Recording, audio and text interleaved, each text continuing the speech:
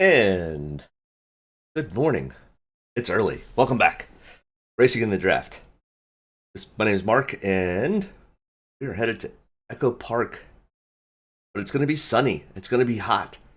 If you got a chance to check out any of the two races from yesterday, they were quite entertaining and exciting. And the Xfinity race didn't quite have the finish that the truck race had when Dane Smith got his second win on the year and passed three cars in the last few turns, or last few laps, and went on to win pretty easily.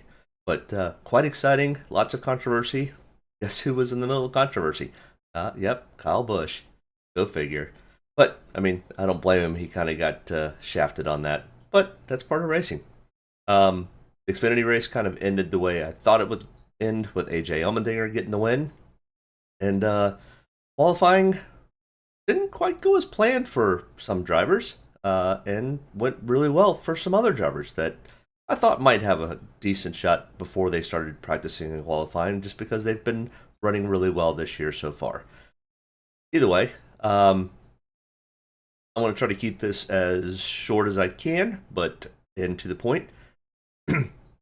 Let's take a look at first EchoPark Automotive Grand Prix Circuits of America.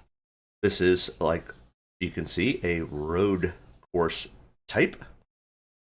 It is 3.426 miles in length, and it has a total of 20 turns, the most turns of any road course that NASCAR goes to. The race length is 68 laps, so Dominator points won't really mean a whole lot, equaling only 47.6. That's coming from 17 laps led and 30.6 fast laps. And those fast laps will be spread across the field. Doubtful anybody even reaches double-digit fast laps, unless somebody just gets out to a huge lead up front and we just don't see any cautions.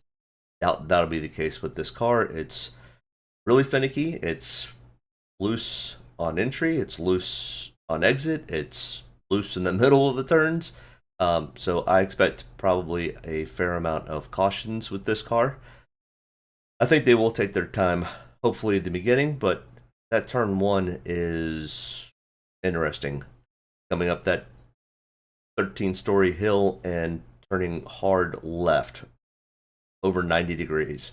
I mean, yeah, over 90 degrees, like 100, I don't even know the number, but well into the hundreds of degrees. It's a tough course. It's a little tricky. And when we're looking at our comparison tracks that we're going to compare to, we take more into qualifying and practice now that we've got some data from that, but we do look at Circuits of America, Sonoma, Road America, and Watkins Glen for our comparison tracks. And our Draftkings pricing and our breakdown of our drivers, the reason you came for today. Chase Elliott, 10,500.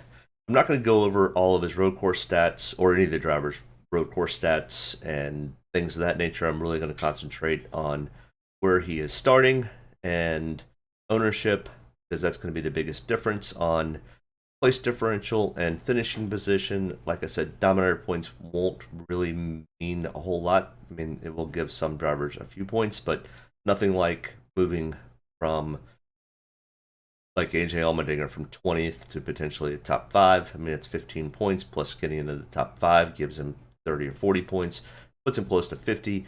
And to make the optimal lineup, you're going to need to be between 40 and 60 points. But we'll break down what we've seen at other road courses from last year, and we'll also take a look at the truck and Xfinity optimal lineups, and that kind of gives you a real good indication on points. But either way, Chase Elliott ranks number 1. He is one of the best road course racers in NASCAR. It could be argued that Kyle Larson's right there with him, and their stats are very similar. But Chase Elliott, in the last 5 road courses, has 2 wins, all 5 top 5s, 60.1 Draftkings average, and a 2.0 average finish. I said he's starting 12th, so there is a little bit of PD upside here. He was not super fast. I mean, he was fast in practice and qualifying, but not as fast as other people, or he'd be sitting on the pole. But he just missed getting to the final round of qualifying. But Chase Elliott starting 12th. I'll have about 30-35% ownership. It's going to be a little tricky today. There's going to be a handful of guys that are going to be highly owned, and I expect Chase Elliott probably to be one of the highest owned. Chase Elliott, Kyle Larson, AJ Allmendinger, they're all great road course racers and expect very high ownership. If you're playing in tournaments, you might want to pivot off of these guys, even though they potentially could make the optimal lineup. So you gotta, when you're playing tournaments, you have to play more than, unless you're playing in a single entry or 3 max entry. If you're playing in one of the 20 entries or 150 entries, you're going to have to differentiate your lineups. You plan on cashing in those or finishing high up and taking a shot at trying to win big money. But if you're playing in cash games, I mean, Chase Elliott's very, very safe for a cash game. He's going to be heavily owned, and not having him potentially hurts you in cash games. It could hurt you in tournaments too, but what you're trying to do in tournaments is differentiate your lineups. Same thing here with Kyle Larson, 10,400, starting one spot further back, 13th. From Chase Elliott, he's ranked second on the power ranking. He's got some PD upside here. He's got 2 wins the last 5 road courses that we're looking at, 4 top 5s and 5 top 20s, a 50.3 Draftkings average and a 4.6 average finish. Yeah, so I mean, both of these guys are great cash plays, and they're decent tournament plays, but you're going to have to look a little different. Kyle Busch may be somebody to look at. I don't know how much ownership he's going to end up probably taking. I doubt it's going to be as much as Chase Elliott, Kyle Larson, or AJ Allmendinger, but potentially being up in there could have some decent ownership, but it might be a small pivot from what everybody else is doing. 10,200, starting 15th, and I have him ranked 5th on my algorithm sheet, so between 30 and 35% ownership. Ryan Blaney starting from the pole, $10,000. He's starting from the pole, even though after he wrecked and backed his car into the safer barrier. So these cars are really durable, and those softer barriers are pretty soft because the last year's car, that car would have been totaled. They would have had to go to a backup and would not have qualified. So good for Ryan Blaney to get it back out there and starting first. He could potentially lead the first 18 or so laps, but either way, 25th on my power ranking because of the downside of place differential, and I'll have him in about 20 to 30%. I expect him to be decently owned, probably about as much as Kyle Busch. Probably his ownership probably be 20-25%. Next in line here, Denny Hamlin, 9,800, starting 8th. Had a decent qualifying session, was not that great in practice, but decent towards the end of qualifying, getting himself into the final round, and will be starting 8th. We're back to the same thing I've been talking about for the last few weeks, is Denny Hamlin just is having a tough year. I'm not sure if it's the next gen car, if it's something at Joe Gibbs Racing, if it's any number of things, but I mean, Kyle Busch and Denny Hamlin have not taken to this new car. Actually, none of the Joe Gibbs guys have taken to this car very well, so I think that's more of a Joe Gibbs issue, Joe Gibbs Racing issue, not necessarily the drivers, but they've got to figure it out before I start taking any real ownership. So I'm fading Denny again, starting 8th. He's a good road course racer. I mean, his average finish is 11th, but he's starting 8th. I've got him ranked power ranking of 6, and like I said, I'm a fade, so 5 to 10% ownership on Denny Hamlin. I mean, I wouldn't say it's a bad play, and it could be some a way to pivot a little bit. It's just, in my opinion, slightly risky. All right, next in line here, Denny Hamlin's teammate, Martin Truex Jr., who actually is a better road course racer than Denny and starting further back. So if you're looking for the, what was it, $100 savings? Yeah, $100 savings. You gain, what is that, nine place differential spots, almost the same price. And in my opinion, Martin Truex Jr. is a better road course racer than Denny. So I'm going much heavier on Martin Truex than on Denny, mostly for good price, and I think it's a safer play. Power ranking of 4, I'll have 30 to 35% ownership on him. Austin Cindric, 9,500, starting 10th. Austin's a good road course racer. After the Daytona 500, he just has kind of had, I guess, bad luck, or just hasn't quite found the speed that the rest of the Penske guys have. I mean, yeah, so I don't know. I think Austin's still trying to figure out where he fits in, and how to really handle this car, which is kind of strange because he's coming from one Xfinity championship and literally a thousandth of a second from a second Xfinity championship. And what we were showing so far is these guys coming from the Xfinity series have been doing really, really well this year. So starting 10th, it's not a bad play, and it would be possibly something to pivot from everyone else. I've got him ranked at 22 on the power ranking. I'm not fading him completely, but I'm only going to have 5 to 10% ownership of Austin.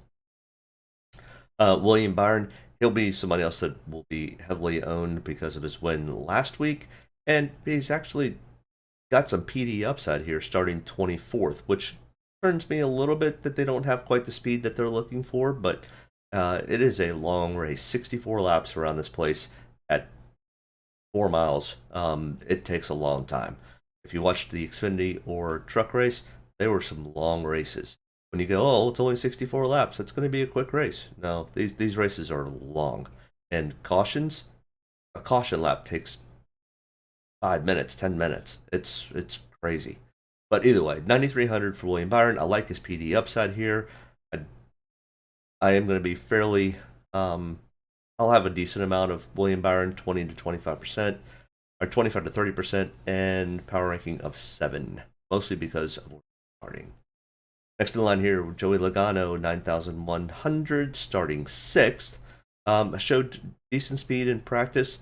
I just don't like where he's starting. I think he could potentially be a top 10 driver, and he could even get himself into a top 5. I just think there's other guys that are much faster than him, and I think Joey sometimes overdrives road courses from time to time. So I'm not super heavy on Joey, but I'm also not completely fading him out. I'll have 5 or 10% ownership of Joey, and his power ranking is 11.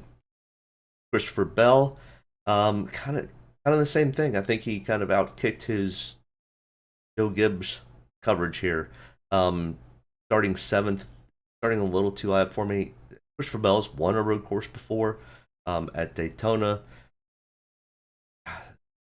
Yeah, I'm not completely fading them all out, but I'm only going to have 5 to 10% ownership, mostly because of his starting spot. If he were starting where Joey Logano or where William Byron was starting, those ownerships would flip.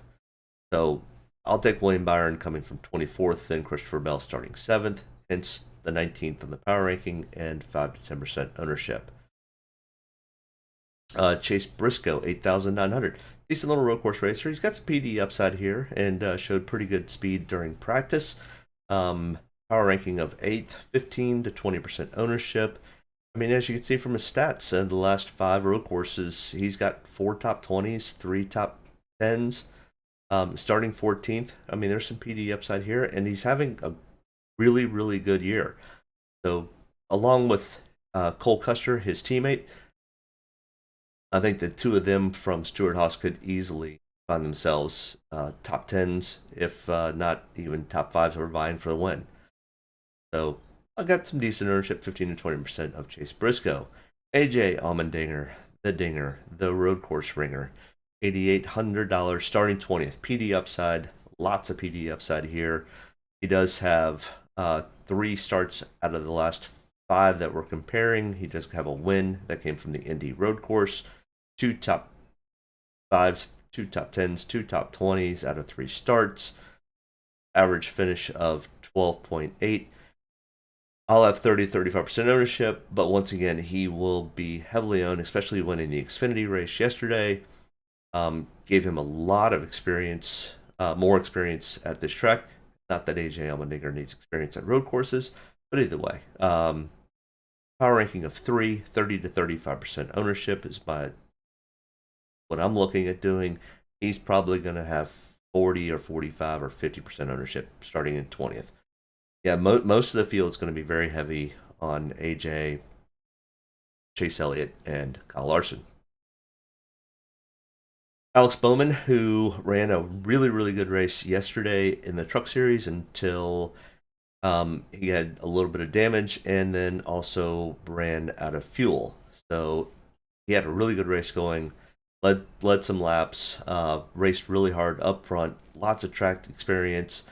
And I think that's what he needed, right along with Bubba Wallace got some really good experience yesterday in the Xfinity car. And actually, Bubba, until he had gear issues, actually worked his way up all the way to second place and was battling for the lead for a little bit. So I was quite shocked and surprised on how well Bubba was doing. But good for Bubba. Let's see if he can repeat that today. But Alex Bowman, that's who we're talking about, 8,600, starting 5th. Starting kind of high up for me, but with the experience that he got yesterday, I think that will help him. And he was running pretty much top 5 all day yesterday. I think he can hold on to a top 5 spot. And, it may not be a PD upside play, but it's definitely going to be a finishing spot play. Now, there is some downside that he could fade a little bit from that, which could be a little bit of a downside. But either way, Alex Bowman ran really well yesterday, and he's got a power ranking of 20th, but I'm going to have about 20-25% ownership on him. I don't expect him to be heavily owned, but probably medium to moderately owned. Tyler Reddick here, 8,400, starting 4th. Tyler is quietly a really, really good road course racer, and really runs very well at COTA. And he's having a heck of a year. He could potentially get his first win here. I've got a couple favorites for the win. Tyler is one of them that I like potentially to get a win here today. But power ranking of 24, I'm going to be fairly heavily owned on Tyler, between 30 and 35%. As you can see, he's got a 13.4 average finish, 26.8 Draftkings average, and he raced really well during practice, but he also raced really well last year at this track. I think the weather ended up fighting him a little bit. But either way, I'm going to have a decent amount of ownership on Tyler, and I think that may be a pivot from what the rest of the field does. Now, I think Tyler will have ownership, don't get me wrong, but I think it'll be moderate. Ross Chastain, another one who just led a lot of laps yesterday in the Xfinity race. Ross is priced at 8,200, starting 16th. Decent amount of PD upside here. He actually had a decent practice session going. Just didn't qualify that well. But I have him ranked 13th on the power ranking, and now I'll have him in 30 to 35%. And I think he's kind of in the same boat as Alex Bowman. He got a ton of practice yesterday in race condition with the Xfinity race. So I expect Ross may end up being fairly heavily owned also. But either way, I like Ross a lot. He could be right there on getting his first NASCAR Cup win. Kevin Harvick, $8,000 starting 18th. I just don't know what to do with Kevin. Kevin's exciting to watch. He's a lot of fun to watch. He's great for the sport. Is Kevin too old at this point? Is this now just become a Young Guns series, which has happened in the past? I don't know. I'd like to see Kevin have a good run. He's got some PD upside here. I'm not fading him completely. I'm going to have him in 5 to 10% of my lineups. Starting 18th, he's got PD upside here. He just hasn't shown any great speed, but he hasn't shown any slowness either. He just quietly, sleepily Kevin Harvick. He's not a bad play. He's probably a great cash play. He's probably not going to hurt you a whole lot. He's going to get you some points. Um, it could also be a way to pivot a little bit from the rest of the field. I'm not sure he gets heavily owned. I think he'll be probably 15% owned, in my opinion. But either way, that's where Kevin is. I don't have him. I don't have a whole lot of him. Kurt Busch, 7,800, starting 11th, who actually runs really well here at road courses in general with an 11.2 average finish. Ninth on the power ranking. I've got him in 10 to 15% of my lineups. He may be overlooked because he's kind of in that sweet spot where people are kind of looking, all right, I want to start people from the front row, or I want to start people from further back, the AJ Allmendingers, and Kyle Larsons, and Chase Elliott's. So Kurt may be a good pivot. Starting 11th, not a whole lot of PD upside, but I don't think he hurts you a whole lot either. He's going to probably try to run a smart race and end up being there at the end, which could get him a top 10, which that's decent points day. So I've got him in 10 to 15%, not a complete fade. Don't love his starting spot, but don't hate it either. Brad Keselowski. This guy. I think Brad's a great driver. One of my favorite cars growing up was 6, Mark Martin. It's been a tough 2022 season for Brad. 7,600. He's starting 26, so decent amount of PD upside. But as you can see, his average finish at road courses are 21.2. Coming from a team that is struggling, they're down people because of inspection issues again this week. I think Brad finishes where he starts. I'm not all out completely fading Brad, because if he has a top 15 or top 10 day, that's going to be huge. That potentially could make the optimal lineup starting 26. So I've got him in 15 to 20% of my lineups, but something needs to turn around for Brad. He got clobbered with a 100-point deduction for inspection issues post-race from the Atlanta race. Not quite what I expected from Brad so far this year, but it's kind of the way Roush team has been going so far the past few years. The one shining spot is Chris Buescher's had a decent year going so far this year. But we'll continue on here. Eric Jones, 7,400, starting 30th.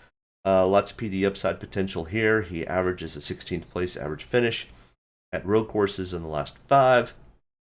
I think there's a decent amount of PD upside here for Eric Jones. The issue and problem is Eric Jones always seems to bring in a caution. Kind of a Ricky Jones. Kind of taking Ricky Stenhouse mantra of wrecking every race. Runs well, then ends up just messing up at the end. 12th on the power ranking. I'll have 10 to 15% ownership. He may be a little bit heavier owned than that, so might be a decent fade. Starting 30th, lots of PD upside potential for Eric, and he has been running well, just hasn't finished well. Finishing is a big part of this game in Draftkings, especially when there's no real dominator or fast laps. But Chris Buescher, who we just talked about, Brad's teammate, starting 22nd with a 15.2 average finish. I have him ranked at 17th, and I'm going to have him about the same ownership as Brad, 15 to 20%. He finished 13th here in this race last year. If he can get himself into the lower teens or even top 10 range, that's going to be a great day for Chris Buescher, and at 7,300, I definitely don't want to miss that. So 15%, 20% ownership on Chris Buescher. Daniel Suarez, starting second, and wow, is his car fast. And he's actually a decent road course racer. I know his stats don't show it because he always seems to run well and then screw something up, and maybe that'll be the case this week. But I'm going fairly heavily on Daniel Suarez at 7,100. I think he gets past Ryan Blaney, and I think he leads a decent amount of laps. It all depends on, can Daniel run a smart race and can he be there at the end? If he can, he has the potential to get his first Cup win also. So Daniel Suarez, Ross Chastain, or Tyler Reddick are my picks of guys not to sleep on. I think one, if not all three, are in the top 5 or top 10 and vying for a win at the end. Now, the question is, at the end, do they try too hard and wreck each other or get wrecked? Part of it, so have 30 to 35% ownership. The stats don't show it, but gut feeling is I like Daniel Suarez, maybe my favorite for the win, and you know, I like Daniel Suarez. There is no stats out there that tell me that Daniel's good other than practice and qualifying from this week. But if you look at his stats, I mean, he finished 33rd here last year. He has a 29.8 average finish. He has a negative 4.1 Draftkings average. I would have no problem with everybody in the world fading him, which I'm hoping for. And I hope Daniel ends up winning the race because it'll just help my tournament. So I don't blame you if you fade him, but I'm going to be fairly heavily owned on Daniel Suarez. He's my call out for the week. Austin Dillon here, $7,000, starting 21st. I'm fading Austin. I just don't think he quite has taken to this new next gen car quite as well as his teammate Tyler Reddick. But I'd got him in 1 or 2 lineups out of 40. So yeah, that's pretty much a complete fade. I threw it in because it was starting 21st, and there's a little bit of PD upside potential there. If he does happen to have a clean race, yeah, I don't blame you if you take him. It's a good PD upside. He averages 16.4 average finish. He finished 12th at this race last year. I just don't love Austin Dillon's gut feeling, but wouldn't blame me if you took him more than I've taken him. Ricky Stenhouse Jr., 6,900, starting 28th. Lots of potential PD upside here, but the downside is his average finish is 20.2, and he finished 22nd here, which won't give you, it does give you some PD upside, but not what you need to play in a tournament or even cash. That'll get you 25, 30 points, and at that price, that's not going to be good enough. I haven't completely faded him out. I'll have him in 10 to 15% of my lineups. He does rank 15th because of starting. And he was middle of the pack for his practice sessions. So that's where I've got Ricky. Justin Haley, 6,800, starting 9th. He spotted yesterday for somebody. So he got a chance to be in the spotter stand and spot for either Xfinity or truck. But when his interview came, he really enjoyed it.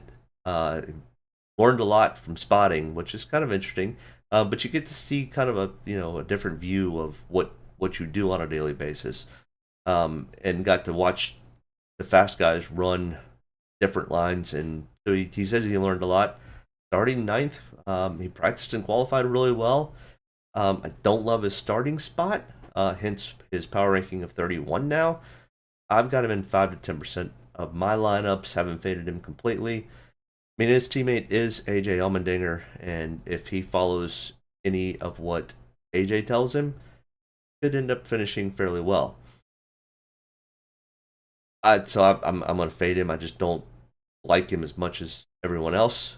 Like a Daniel Suarez or Tyler Reddick or Ross Chastain much more than a Justin Haley. Eric Almirola, 6,600.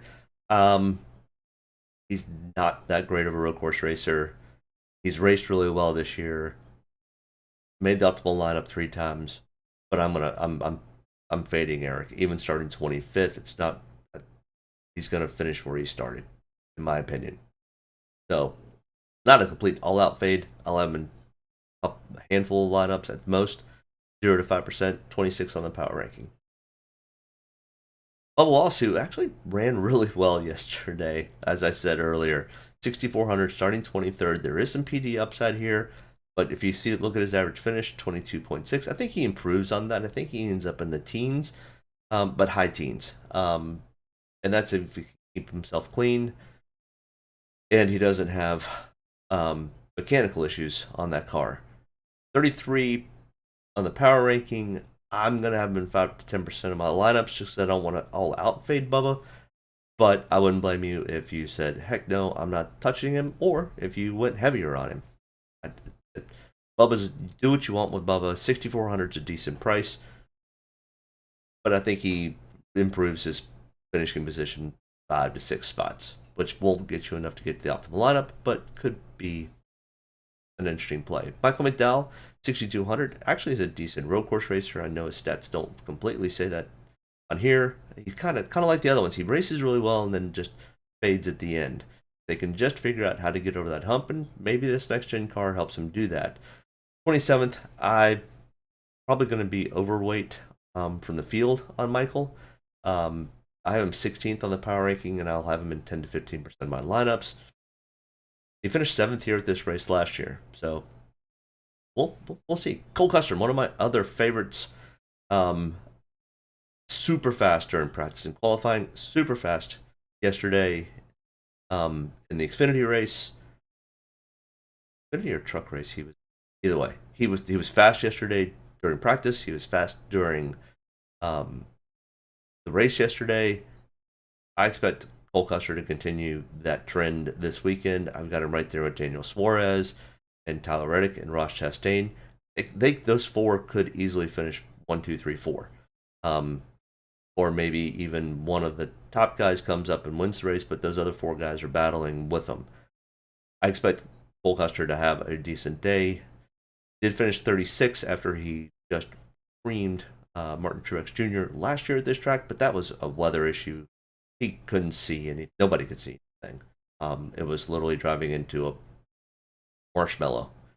But then he creamed Martin Truex Jr. Wish it was a marshmallow. It probably would have been a lot softer. But 28th on the power ranking, but I've got him 35% of my lineups. So I'm probably going to be overweight on Cole. Cosgralla, 5,900. Had a decent little race yesterday going. Had some issues. I think he was speeding on pit road and had some brake issues, but ended up having a decent day yesterday. But 18th on the power ranking, I'm gonna be a little overweight probably. Well, maybe not. Starting 31st, it's a lot of PD upside. I think Cosgralla gets himself into the teens. Potentially could even make himself all the way up to a top 10, but I'm gonna have him in 20-25% my lineups. Cos is a really good road course racer. Harrison Burton. Harrison, you outkicked your coverage, buddy. 19th. Nothing tells me that Harrison is a great pick, but and hence 39th. Worst on my algorithmic chart. Yeah, worst. So 0% ownership of Harrison Burton. If he were starting in 30th, I would potentially have a little bit of ownership for Harrison just with attrition of the field. He could get up there, but starting 19th, I don't see him finishing any better than that. I'm probably more closer to 30th. Todd Gilliland, 5,600, did win the truck race last year. Zane Smith won the truck race yesterday in the same truck that Todd won in. Todd's a good little road course racer. We don't have any stats on him for Cup Series. 21st on the power ranking, starting 29th. I think he can work his way up to the field. 10 to 15% ownership on top. Corey LaJoy, starting 32nd. Had a great race at Atlanta last week, but that was kind of like a super speedway. This road course is going to perform a little bit different. 5,400. I've got him in 1 or 2 lineups, but that's about it. 30th on the power ranking. I'm not sure he finishes better with the starts, even though his average finish is 19.8. Something tells me he's gonna struggle a little bit today. That's just my personal opinion. Andy Lally, 5,200, starting dead last on the field. And I think Andy's got to do a drive-through penalty, which actually doesn't hurt you at all. In fact, it keeps you out of any mess early on in this race. And Andy's actually a really, really good road course racer. Lots and tons of experience, much more experience that he needs. I've got him in 10 to 15% because there is no place to go but up for Andy. I know his average finish the last time he raced in the Cup car was 39th, starting 39th. I think Andy ended up finishing fairly high. He's racing the BJ McLeod car, and BJ wants to take care of that car, and he wants him to finish well. But not finish well, just finish the race. If he finishes the race, even if he happens to be a lap or two down, he's probably going to be a top 25, top 30 car, which is a ton of PD upside. And with that price, I like a lot of Andy Lally.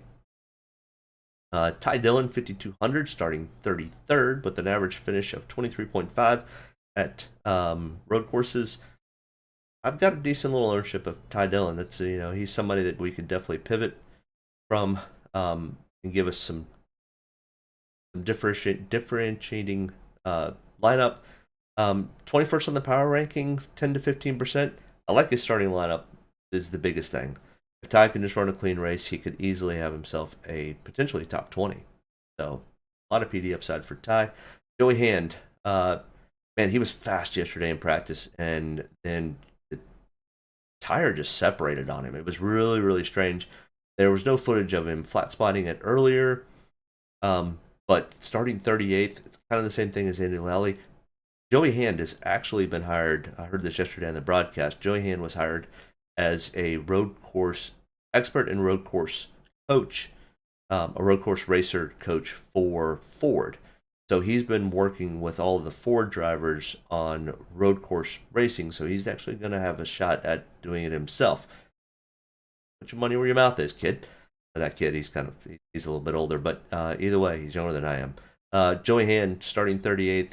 I think he has a potential of getting himself into the mid 20s if everything stays clean. So I've got about 10 to 15% ownership. This is your great spot to fade. Is this area here? Andy Lally, Ty Dillon, Joe Logano. They're not going to hurt you a whole lot, and they have better experience than most everybody in the field. Well, not Ty Dillon, but Andy Lally and Joey Hand are definitely both road course racers. Josh Bilicki, who ran the race yesterday, did fairly well, starting 34th. I wouldn't tell you it was a bad play if you played him. Bohr said, I'm fading out completely. Cody Ware, I'm fading out completely. And Haselman's, this is his first time racing this car. I'm fading out completely. Cody Ware, Bohr said, and Haselman all are road racers. But as I've told you in the first video I did on Thursday, Friday, these road course ringers just don't pay any dividends. I don't think Borsed finishes any higher than he is. Haselman could potentially get you a few, but if I'm picking anybody, I'm picking Andy Lally and Joey Hand to finish way better than they do. Just my 2 cents on it. All right, so let's look at our optimal lineups from the Xfinity and truck race from yesterday. 46 laps on both. The truck series went to overtime twice and added up their laps. But I guess you could say AJ Allmendinger was a dominator. Over half the laps led by him. 13 fast laps. Started 4th, finished 1st. 60 points. Pretty good day for him. But as you can see, Ryan Sieg, who finished 11th, started 35th, didn't lead any laps. Was only 4 points difference from AJ Allmendinger. Place differential is everything. Well, place differential and finishing position are everything at road courses. So with that being said, we had 2.5 place differentials. So Ryan Sieg, Myatt Snyder, and I guess I'm calling Noah Gragson or Austin Hill. That's why I said the half. They had PD upside, but they finished really well. We had 4 guys finishing in the top 5. Finishing position is everything for the optimal lineup. In the truck series, as you can see, one dominator, maybe even a half, with Zane leading 11 laps. I mean, so 42 of the 46 laps were led either by Kyle Busch or Zane Smith. And as you can see, they had pretty high numbers. Let's see, who was the biggest upside play? Would have been Tate Volkman, who got 38 points compared to, John Hunter Nemechek gained 9 spots and had 51 and only led a lap, but because he finished second. Yeah, so finishing spot and place differential are going to be huge at road courses. So 3 place differentials, 3 values, 3 finishing spots for our truck race yesterday. We had $1,000 left over, and that's usually the case. Usually, you're not looking to spend all 50,000, other than Watkins Glen. We'll look at Coda from last year, which definitely was a best show. Chase Briscoe was a huge PD upside. He had 59 points. Didn't lead a lap. Didn't have a fast lap, but had the highest points of anybody from starting 27th. So I mean that could easily be a Ricky Stenhouse Jr. or a Ty Dillon or any of those guys that just finishes up well. But finishing spot is as important as PD upside. So you could start in the top 5 and finish in the top 5, and you potentially are going to make the optimal lineup. If not, I mean you're going to finish high enough that you'll cash in a tournament if that's the case. You know, we went over all these on the pre-qualifying video, but either way, you can kind of go through these if you like. Either way, I've taken up 42 minutes of your time. I'm going to wrap it up here so I can finish getting all of my entries in. Hopefully this video helps you out. If it does, make sure you hit the like and subscribe button. And if you have any comments, questions, thoughts, whatever, give me your pick. Put it down in the comments. I will be at my son's baseball game, but I will have my phone on me. If you shoot me a comment, I'll be more than happy to reply and give you my thoughts. Good luck today if you're playing in either one or all of the fantasy things that you do. Have a great weekend, and we will see you next week. We're there at Richmond, my home track. My best friend's coming up. We're headed to that track, and then literally the following weekend we go down close to him and go to Martinsville. So I got lots of actually in real life racing coming up, which I'm excited for. Have a great weekend. Talk to you next week.